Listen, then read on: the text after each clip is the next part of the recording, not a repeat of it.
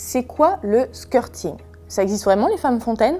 Et oui, ça existe. D'ailleurs, toutes les femmes peuvent l'être. On appelle cela aussi le skirting. C'est l'expulsion par l'urètre de liquide lors d'une excitation sexuelle importante. Mais c'est quoi ce liquide? Eh bien, tout simplement de l'urine très diluée. Il ne faut pas penser que l'orgasme est plus intense ou plus important s'il y a une émission fontaine. Ce phénomène ne doit pas devenir une quête ultime du méga-orgasme. L'idée à retenir, c'est plutôt qu'il y a des femmes qui sont fontaines très fréquemment, d'autres ne feront jamais cette expérience au cours de leur vie sexuelle. Une chose est certaine, c'est qu'il faut un très haut niveau de lâcher-prise pour atteindre ce phénomène et une stimulation au niveau du point G. Quels sont les secrets d'une fellation réussie? La première chose à laquelle il faut penser, c'est de faire attention aux dents. Vous avez quelque chose de très sensible entre vos mâchoires. Pour ce qui est de la technique en elle-même, vous n'êtes pas forcé de vous ruer sur une exploration localisée de la verge et du gland, mais faire un tour plus général de cette zone. Ne pas oublier les testicules et pourquoi pas rajouter aussi les mains. Vous pouvez aussi jouer sur des variations de rythme. Ce n'est pas une course et pour prendre son temps, il faut être dans une position confortable pour celui ou celle qui la réalise. Si votre partenaire est debout, assis ou allongé, cela change complètement votre position. Donc n'hésitez pas à lui demander de se mettre dans une position où vous êtes à l'aise. Et il ne faut pas oublier de vous protéger, sauf si les analyses des participants sont à jour. Le point G, mythe ou réalité? On entend un peu tout et son contraire le concernant.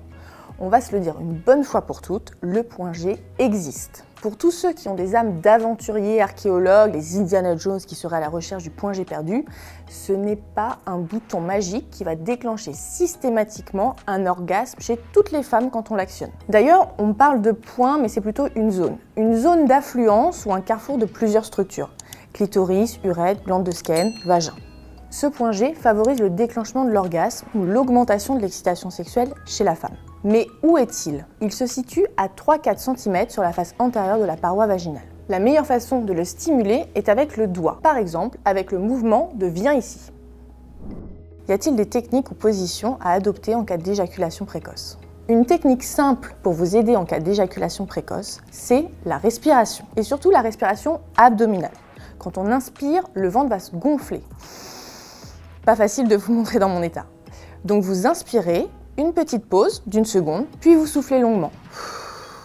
Cela va vous aider à ressentir plus votre corps et à vous détendre. Il faudra aussi penser à prendre une position moins excitante pour vous. Si le fait de voir une partie du corps de votre partenaire vous déclenche une forte excitation, comme les fesses par exemple, trouvez une position où vous serez moins exposé visuellement à cette zone si sensuelle pour vous.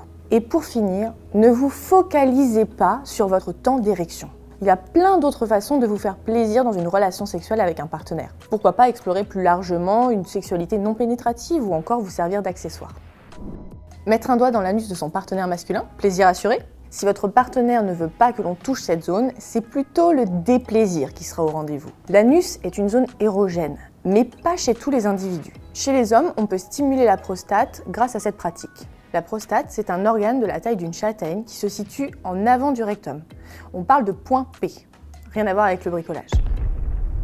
Si la stimulation de la prostate vous intéresse sans l'exploration en interne, vous pouvez aussi la stimuler par un massage externe au niveau du périnée, en massant la zone entre les testicules et l'anus. Pour revenir sur l'anus, il ne se lubrifie pas avec l'excitation sexuelle. Donc ne pas hésiter à mettre du lubrifiant pour toute pratique le concernant. Et pour rappel, la sexualité anale n'a rien à voir avec une orientation sexuelle. Le sexe anal se pratique seul, entre deux femmes, deux hommes, entre un homme et une femme ou entre plusieurs partenaires, tant que tout le monde est majeur et consentant. Donc si vous voulez tester, discutez-en avec votre partenaire.